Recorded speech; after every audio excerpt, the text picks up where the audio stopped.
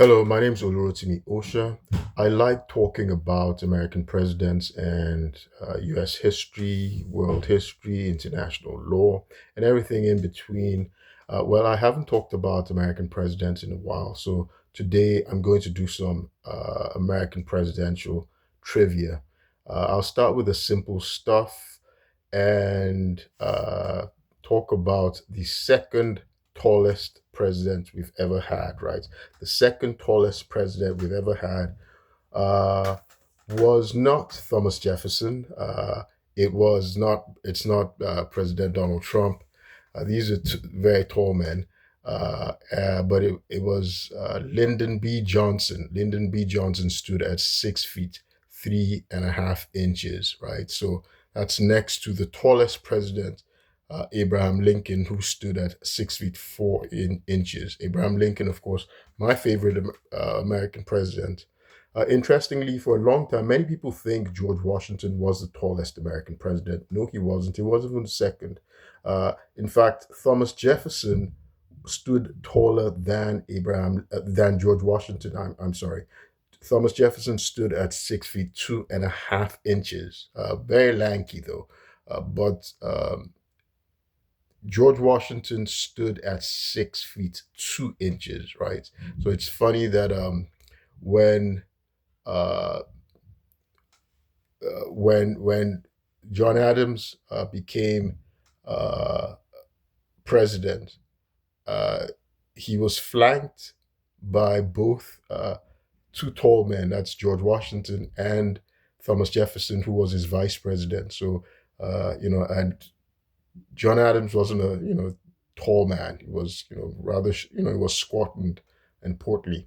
So the era regarding George Washington's height came as a result of the recording of his height after his death, right? So he was recorded by his secretary, Colonel Tobias Lair, and his personal physician, as being 6 feet 3.5 inches. Now they didn't embellish or fabricate, but apparently physicians say that when a human being, when a corpse is lying prostrate, there's no spinal compression like when they're standing. Now, so when people are actually standing and they're alive, there's a spinal compression that diminishes their height a little bit. So when they're prostrate and they're dead, there's no that spinal compression is not there. So they will be at a more elevated height, right, length or whatever. So he was recorded in upon death as 6 feet 3.5 inches,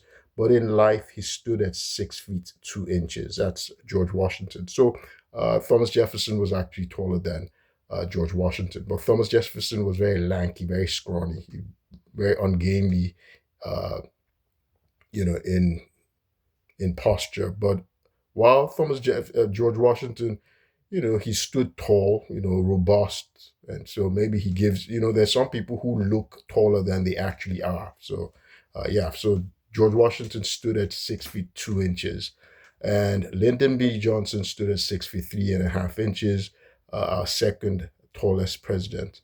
Um, it's and Something else I wanted to point out in terms of since 4th of July is coming up soon. 4th of July is coming up soon. It'll be 250 years. Two of our presidents died on the same day, 4th of July. That's, of course, the frenemies, the best friends forever. George John Adams, who became our first nonagenarian, meaning he lived to be 90 and over. First nonagenarian, John Adams, and of course his bosom friend and on and off friend, Thomas Jefferson. Both of them died on the 50th anniversary of the United States independence, 4th of July. Um, uh, was it 1826? Yes. Yep, 1826. Um, Thomas Jefferson died first. John Adams died thinking Thomas Jefferson was still alive. Of course, Thomas Jefferson lived in Monticello in Virginia. John Adams lived in, was it in Braintree in Massachusetts, right? So interestingly, another president died 5 years after the protege of Thomas Jefferson. That's James Monroe. James Monroe died 5 years after them, broke in New York in 1831 on the 4th of July as well. So we have three presidents who died on the 4th of July. James Monroe, when James Monroe died on Independence Day 1831, nobody even knew for a while, because he was broke. He was in New York. Well, of the first 10 American presidents, they all died broke, except John Adams uh, and his son, John Quincy Adams, right? Interestingly, they never owned slaves. And Martin Van Buren, right, from New York as well, who was from New York, I mean, New England, from New York, that's up north. Martin Van Buren, our first Dutch president of Dutch descent, of course, and he spoke first president to speak English as a second language, right? He grew up speaking Dutch in his household. He died relatively wealthy, actually, Martin Van Buren.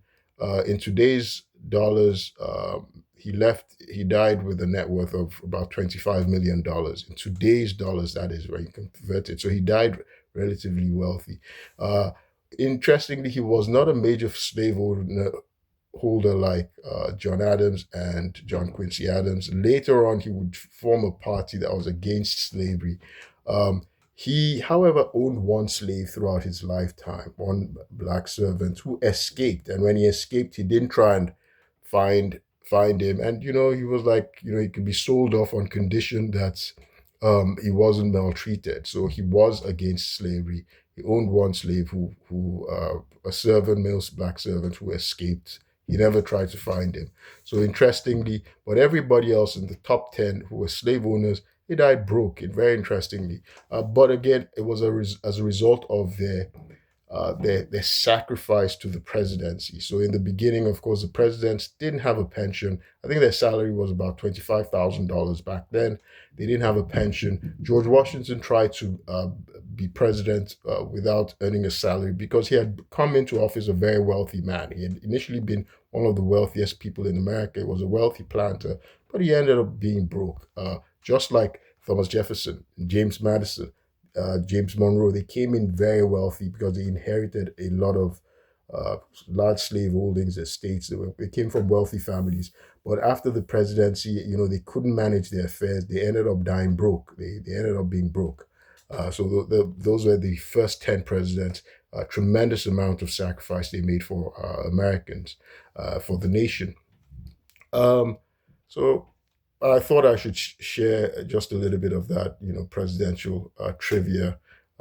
And Independence Day is coming soon in just about 3 weeks. And 250 years. Well, my name is Olurotimi Osha, and I will keep you posted. Thank you.